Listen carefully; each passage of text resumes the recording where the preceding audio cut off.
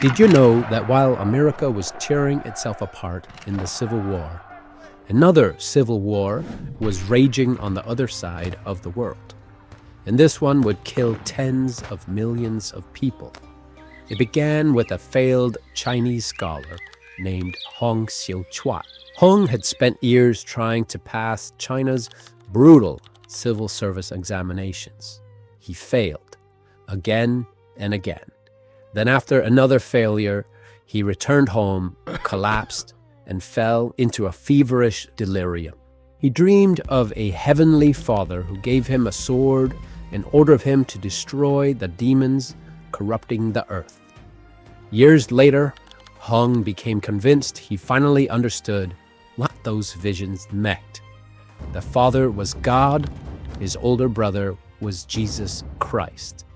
What started as one failed scholar's religious vision would become a movement and eventually one of the deadliest wars in human history. This is the story of Hong Xiuquan and the Taiping Rebellion.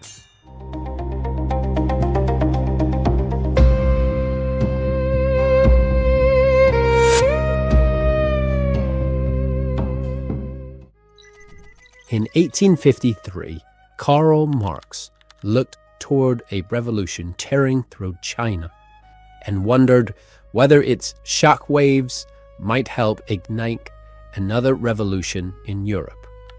Marx knew remarkably little about the people leading it. The revolution had already captured one of China's greatest cities. Its armies were advancing through the richest regions of the Qing Empire. And its leader claimed to be the younger brother of Jesus Christ.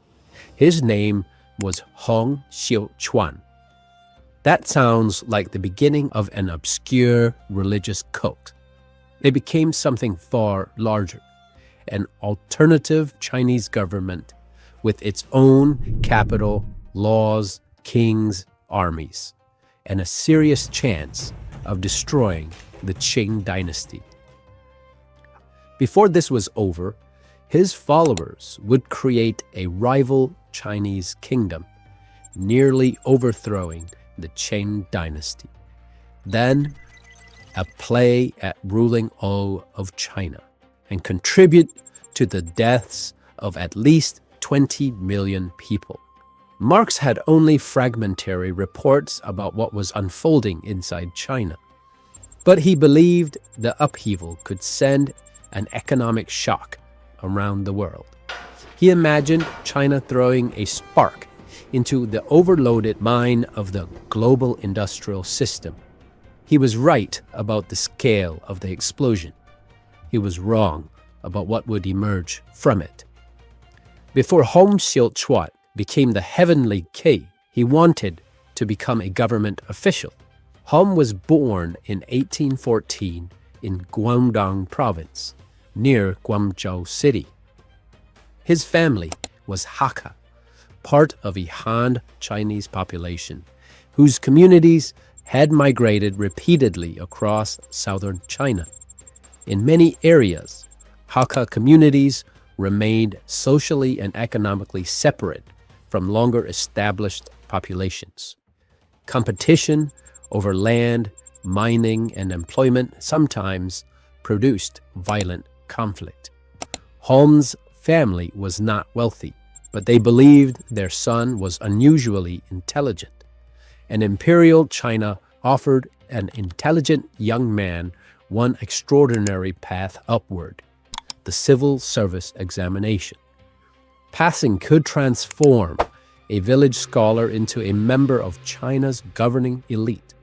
It promised employment, prestige, and security for an entire family. But only a small fraction succeeded. Hong failed repeatedly. In 1837, after another unsuccessful attempt, he returned home devastated. Then he collapsed. Hong fell into a severe illness accompanied by delirium and visions. For days, his family reportedly feared he might die. In his visions, Hong ascended into a heavenly world. Bare and imposing father figure told him that demons had corrupted the earth.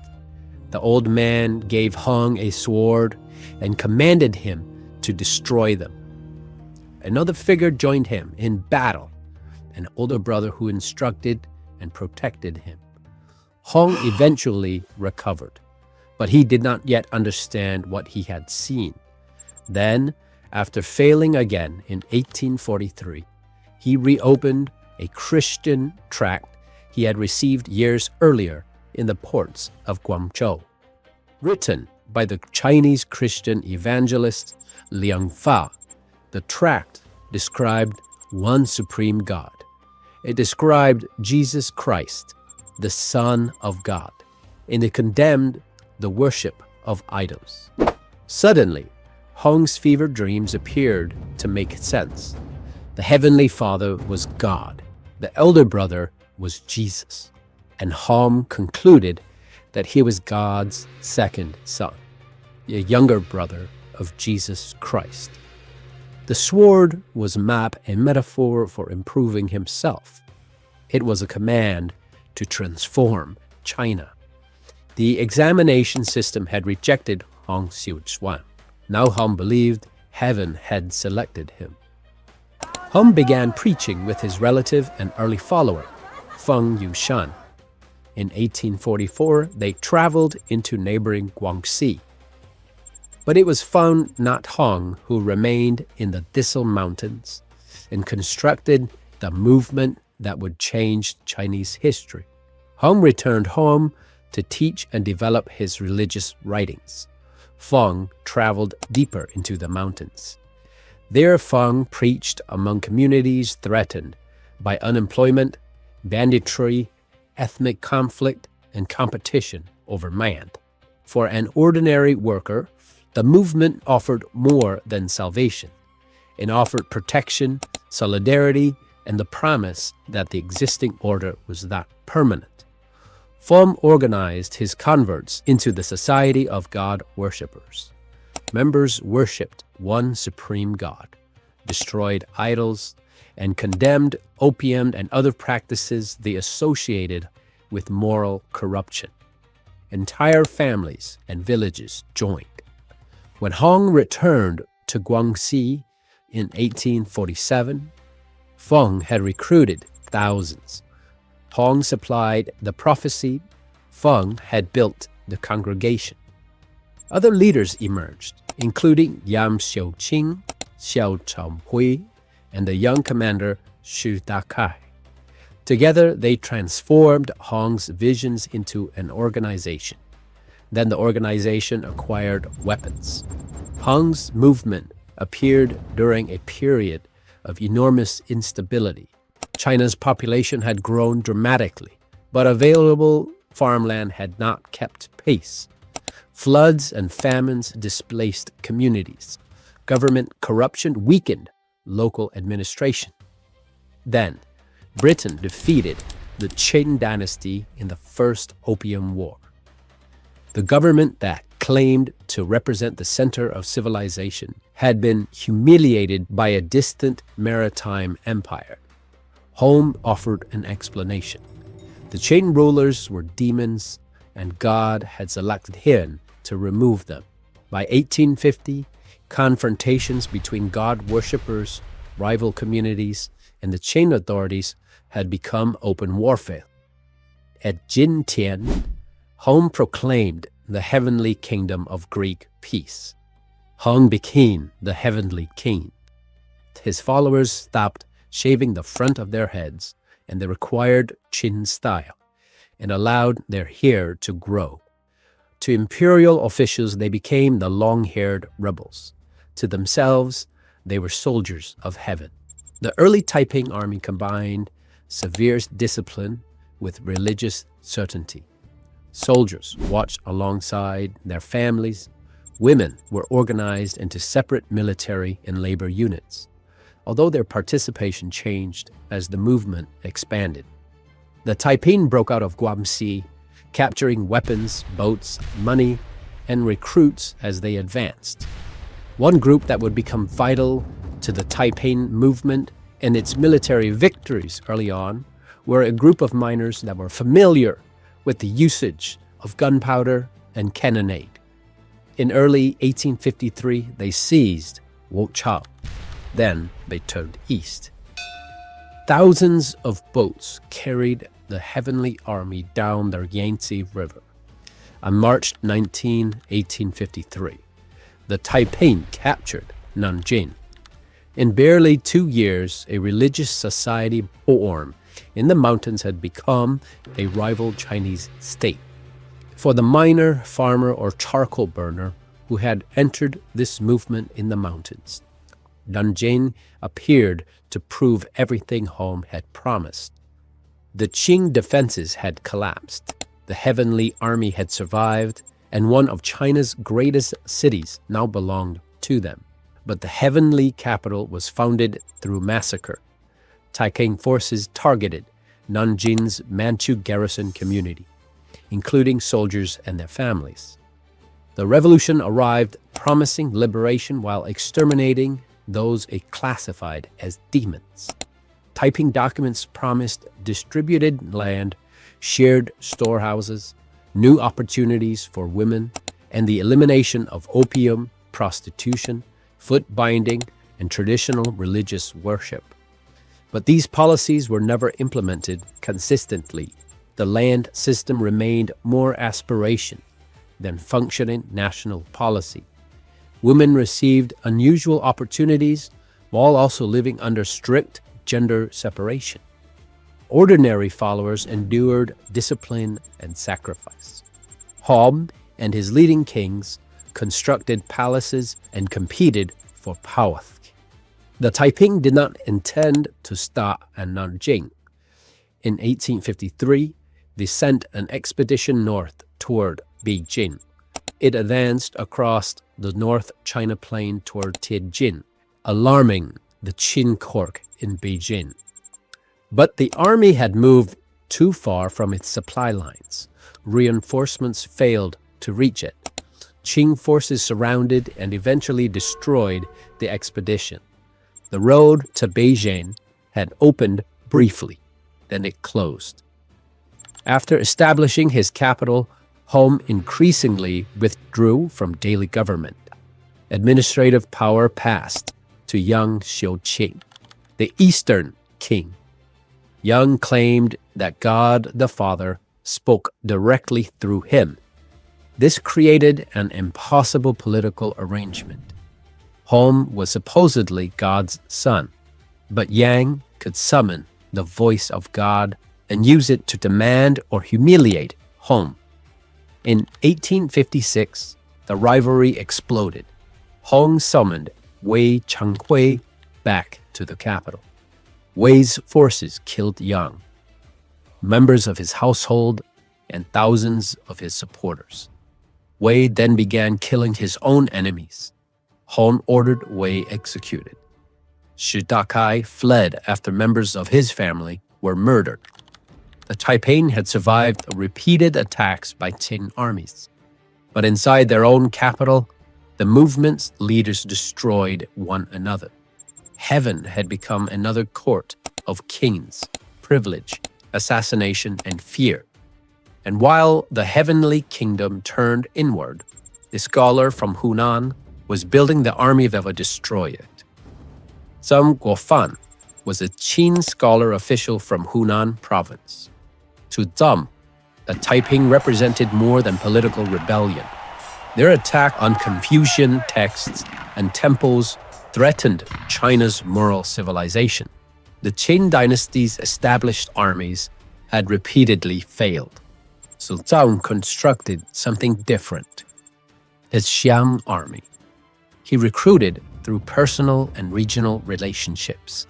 Officers selected men they knew, and soldiers were tied to their commanders through loyalty, pay, and provincial identity. Hom and Zeng were products of the same examination system. Both were scholars, both believed China's civilization was in mortal danger, and both responded by constructing institutions more loyal to themselves than to the existing state. Hong placed those loyalties beneath heaven. Zeng placed them beneath the qing. But the army he created was bound first to its commanders. Local leagues and regional revenue supported the army. Zeng also built a naval force to control central China's rivers and lakes. His strategy was slow and methodical. Recapture the Yangtze city by city, control the waterways, cut the Taiping supply routes, surround Nanjing, strangle the Heavenly Kingdom. But for the people inside Nanjing, the war did not yet appear lost. A younger generation of Taiping commanders was fighting back. Li Xiuquan helped revive the movement in eastern China. Chen Yuchang joined the rebellion as a teenager. Because of marks beneath his eyes, his Qing enemies called him the four-eyed dog. In 1858, Chen's forces helped destroy Image's Xiang army formation at Samhe. 2 years later, Taiping armies broke the Qing siege of Nanjing and surged into the wealthy Lower Yangtze region. Shanghai appeared to be next. But Shanghai was not simply another Chinese city. It was a center of foreign trade. At first, some Western observers have been fascinated by a Chinese movement that worshipped one god, condemned idols, opposed opium, and spoke the language of Christianity. Closer contact produced unease. Hong's theology did not conform to Orthodox Christianity. Foreign merchants cared less about Hong's relationship to Jesus than the security of their trade.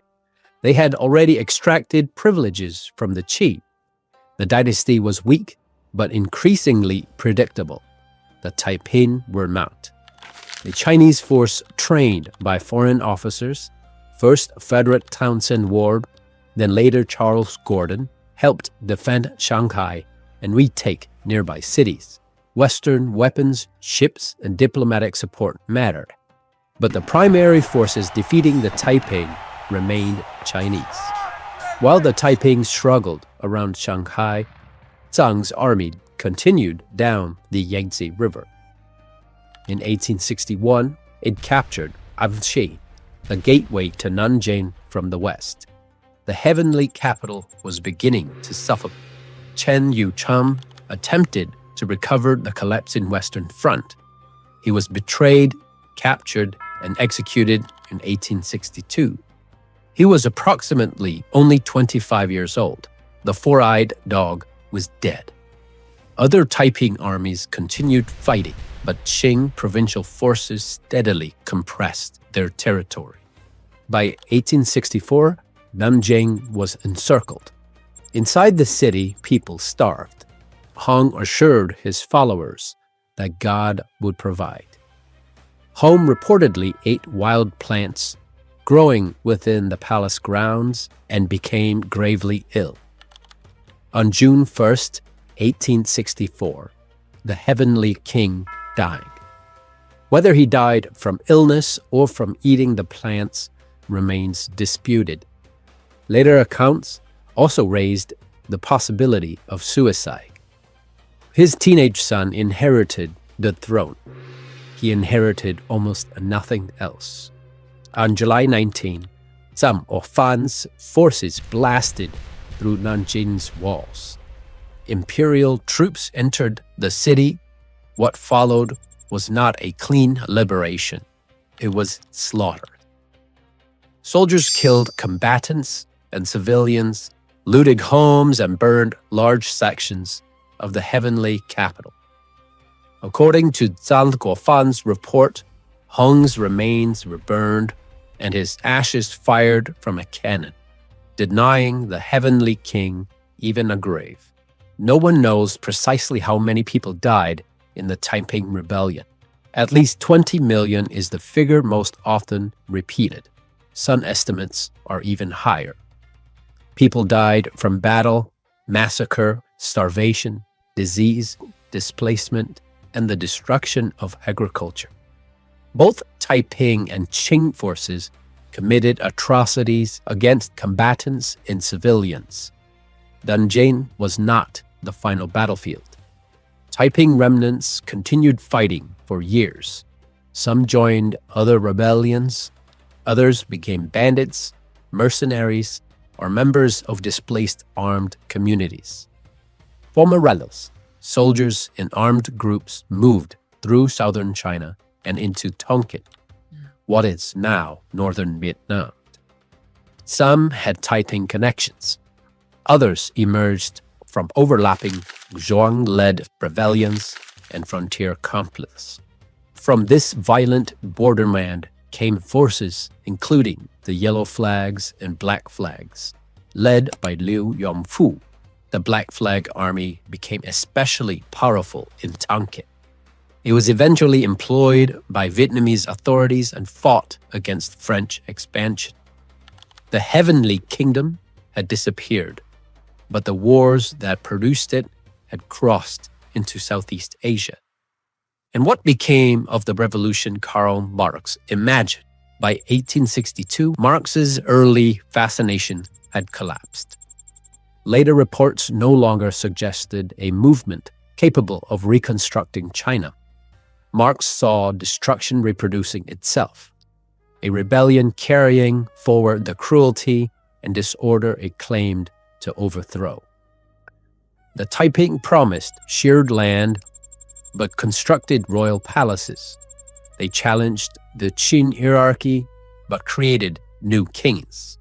They promised liberation while massacring those they classified as demons. But Hong Xiuquan cannot be explained simply as a madman who read a Christian pamphlet and imagined himself into history. Hong's message spread because millions already lived inside his system under enormous pressure. So, did Jesus have a Chinese brother? Historically, no. But history does not require a claim to be true for millions of people to act upon it.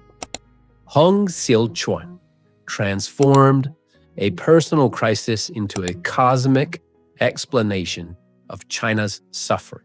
For 11 years, Hong ruled from Nanjing as the younger brother of Jesus and the heavenly king of rival China. By the time his kingdom disappeared, millions may have disappeared with it. In America, while the American Civil War was raging, the upheaval in China was already underway. What emerged in China was a warning. A revolution can expose every weakness of the society it attacks and still reproduce many of the same horrors under a different name. Hero or villain, you be the judge. But no doubt, Hong Xiuquan is a historical figure that has not been covered enough, especially in the West. For his legacy may be one that we would soon need to face as China rises from the East and into the end of this century. And with that, thank you. Please check out our other videos here at Tiger Bite-Sized History, covering Asian history and other overlooked histories of our world. Remember, time marches on. Please like and subscribe. Thank you.